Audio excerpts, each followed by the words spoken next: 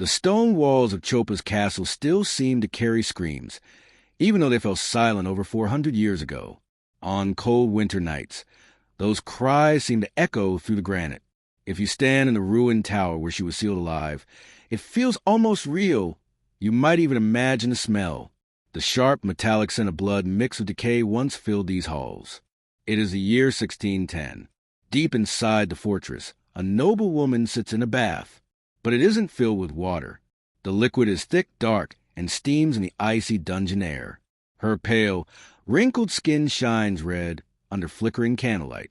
She runs her hands through the bath, convinced it will restore her youth, beauty, and power. But the blood came at a terrible price. The young girl who supplied it will never see another morning. She was just 16, punished for the simple mistake of pulling the Countess's hair while brushing it. This is the story of Elizabeth Bathory, the Blood Countess, a name forever tied to cruelty so shocking that even officials of her time could barely record it. To understand the monster, we must first understand the woman and the world that shaped her. Elizabeth Bathory was born in 1560 into one of Hungary's most powerful families. In that era, power was everything, and the lives of peasants meant almost nothing. Her family's name was famous across Eastern Europe. They were rulers, warriors, and political leaders. But their bloodline was poisoned by inbreeding, passing down not only wealth and power, but also madness. Her uncle was infamous for violent rages, and her aunt was rumored to practice witchcraft, teaching Elizabeth about herbs, potions, and dark rituals. As a child, Elizabeth was beautiful, intelligent, and educated. She could read and write in 4 languages and debate philosophy. But behind closed doors, she saw darker lessons. At just 11, she witnessed her first execution. A peasant accused of stealing grain was left to freeze to death in the castle courtyard as the family watched from above. Elizabeth didn't turn away. Years later, she said this was when she understood true power, not only the ability to give life, but to take it away slowly. At 15, she was married to Ferenc Nadasdy, a feared military commander known as the Black Knight. Their marriage, arranged by their families, became a cruel partnership. When Ferenc returned from wars of the Ottomans, he brought home torture methods he had learned on the battlefield. Together, they experimented on their servants, using needles, hot irons, and knives. Elizabeth discovered that pain brought her a twisted thrill nothing else could match. At first, the killings were rare and hidden. A servant girl might vanish after breaking something valuable.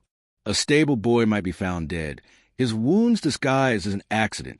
But when Ferenc died in 1604, Elizabeth was left with immense power, wealth, and freedom. She was 44, growing older and terrified of losing her beauty. Then came the moment that changed everything. A servant girl tugged her hair while dressing her. Elizabeth struck the girl, cutting her cheek with a jewel ring. When blood splashed onto Elizabeth's hand, she noticed that the skin where it touched seemed smoother, younger. Whether real or imagined, she believed she had found the key to eternal youth.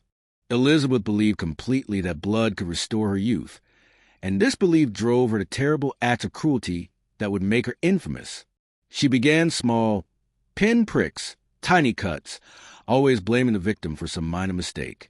She collected the blood in silver bowls and rubbed it on her face, studying herself in the mirror for hours to see if it worked. As time passed, Elizabeth became convinced she needed more blood, and it had to be fresh, warm from the body. Small injuries weren't enough anymore. Her victims had to die. Slowly, she turned from a cruel noble woman into a serial killer. At first, she killed maybe one servant every few months, always young and beautiful, believing their youth could pass to her. She created rituals around the murders, inspired by the folk magic her aunt had once taught her. The killings happened in the castle's lower chambers, rooms made soundproof by thick stone walls and heavy tapestries. Elizabeth would have her victims stripped and tied up, then tortured slowly while their blood was collected in basins. She thought pain and terror purified the blood, so she kept the victims alive for days before finally letting them die. As her obsession grew, Elizabeth gathered accomplices who either shared her twisted desires or were too terrified to refuse her.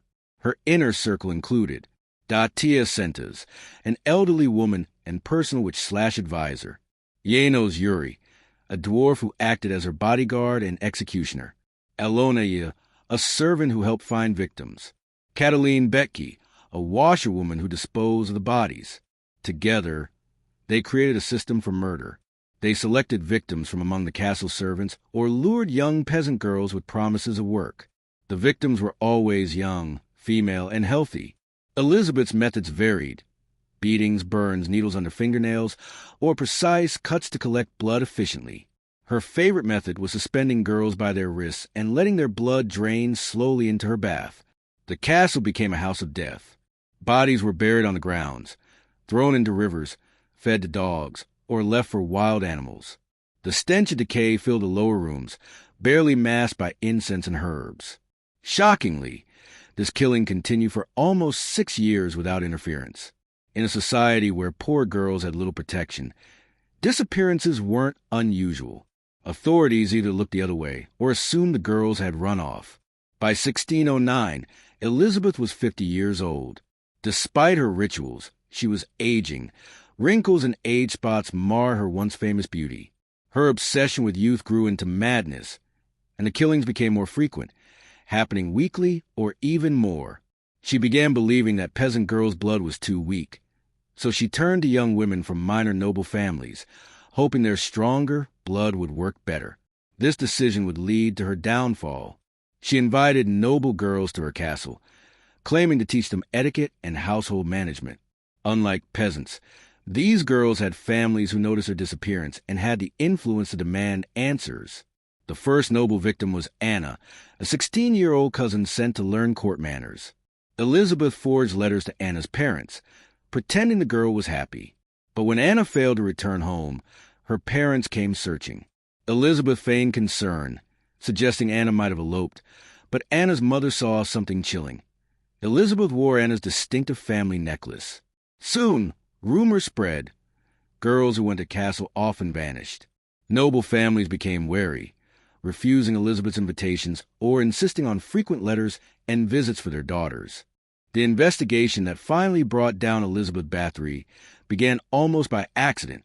King Matthias II of Hungary wanted control of the Bay Estates, partly for their wealth and partly to cancel debts owed to the family. When reports of missing noble girls reached the court, the king saw a chance. He appointed Georgi Thurzo, a relative of Elizabeth's late husband, to investigate. Thurzo was careful and methodical, knowing that accusing someone of Elizabeth's status required solid evidence.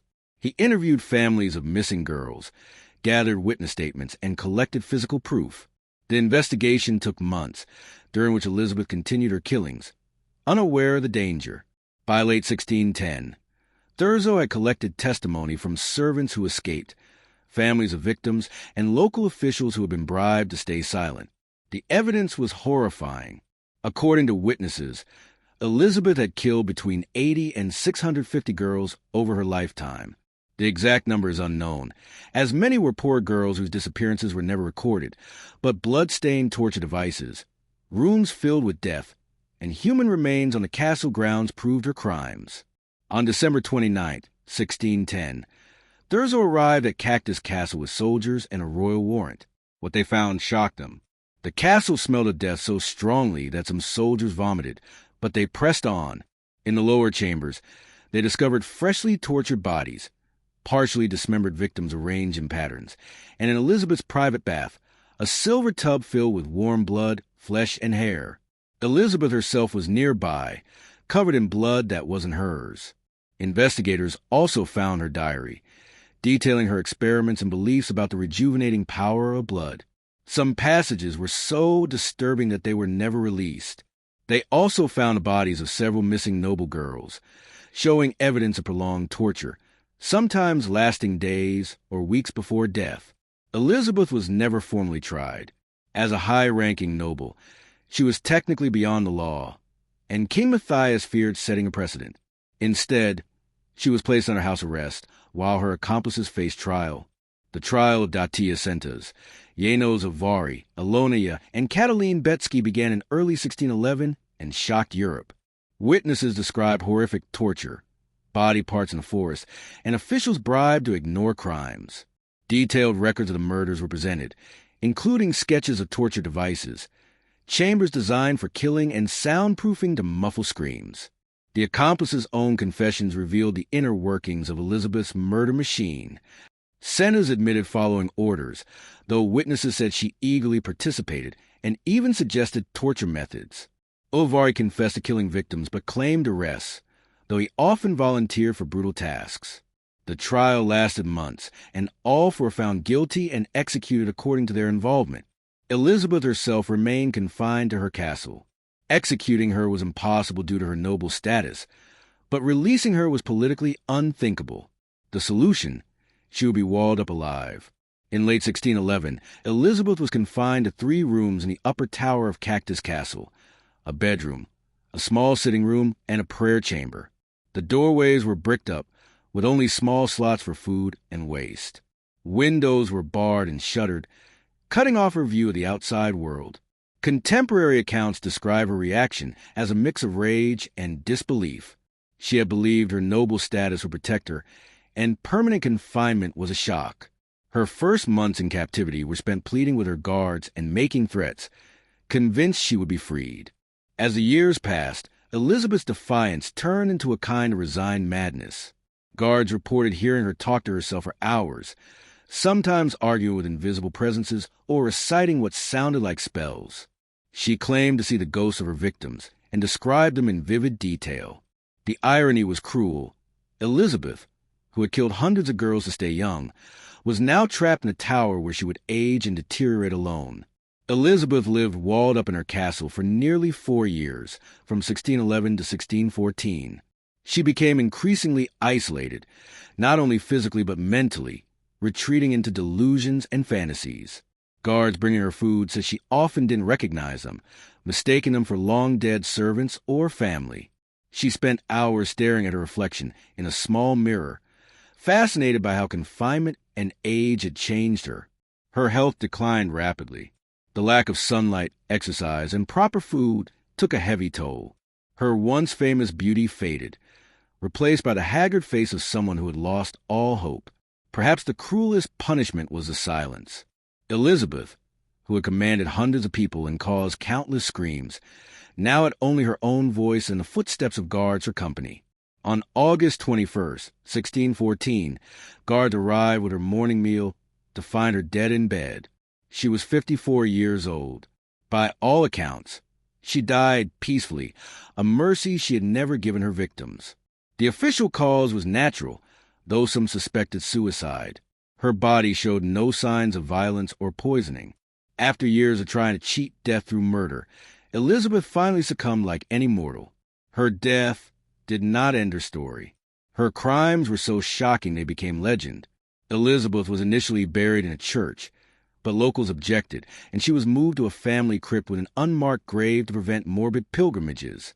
Her castle was abandoned, believed to be haunted by her victims' spirits, and it fell into ruin over the centuries. Legends grew around Elizabeth. Some claimed she bathed in the blood of over 650 victims. Others suggested she practiced black magic or made deals with demons. She became the inspiration for female vampire in folklore and popular culture, a beautiful but deadly woman who fed on the innocent. Modern historians have tried to separate fact from fiction. What we know for certain is horrifying. Elizabeth killed dozens, possibly over 100 young women, in pursuit of eternal youth. Her story is not only about individual madness, but also about the corrupting effects of absolute power. She lived in a society where nobles could harm the lower classes without consequence. Elizabeth's psychological profile, based on historical accounts, points to severe personality disorders, lack of empathy, need for control, grandiose self-importance, and enjoyment of others' suffering. Her family history, with generations of inbreeding and documented mental instability, likely contributed to her madness. Folk beliefs also played a role. She truly believed that bathing in blood could preserve youth, a notion not uncommon at the time. What set her apart was her willingness to act, harming hundreds of innocent people for personal gain. Most importantly, her victims were real young women, usually serving girls aged 14 to 20, who had come to the castle hoping to work and improve their lives. They had dreams, families, and futures that Elizabeth cruelly ended. Most of Elizabeth Bathory's victims were daughters of peasants, living on the margins of society with little protection. Some names have survived. Anna, torn apart by dogs. Kata, burned with red-hot irons. Pola, beaten to death with clubs. They were unlucky to attract the attention of a woman whose cruelty knew no limits. Even the noble victims, though fewer, suffered tragically, sent to the castle by families who trusted Elizabeth's reputation and social standing. The impact on survivors, families, and local communities was immeasurable. For generations, simply hearing the Bathory name made people cross themselves and mutter prayers. Behind every historical monster are real victims, young women whose lives were stolen and dreams destroyed. Elizabeth's story also shows how power, isolation, and mental illness can create monsters. Absolute power corrupts absolutely.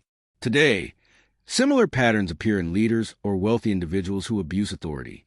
Modern serial killers often share traits with Elizabeth: a need for control, lack of empathy, and the ability to hide their crimes behind a normal facade. The difference is that today's criminals rarely enjoy the institutional protection she had. Complicity was also key. Elizabeth could not have committed her crimes without helpers. Servants who stayed silent, officials who ignored reports, and others who turned a blind eye.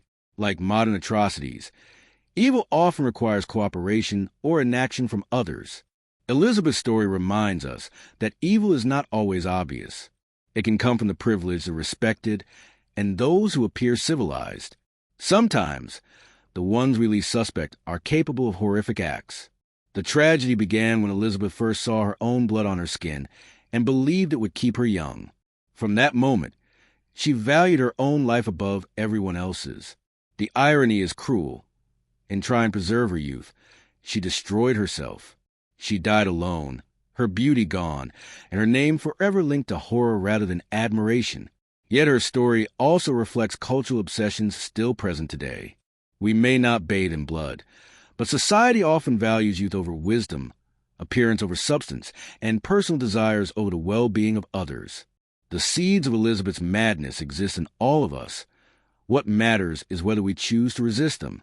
Cactus Castle still stands, though much has crumbled. Tourists visit, drawn by its dark history, but locals avoid it. Some say that on quiet nights, the wind carries echoes of screams long past. But perhaps the lesson isn't just in the cries of the dead. It's in the whispers of the living, the voices that warn us when our desires become destructive. Elizabeth Bathory achieved a form of immortality, but not the one she sought. She is remembered as a cautionary tale about unchecked power, untreated mental illness, and the human capacity for evil.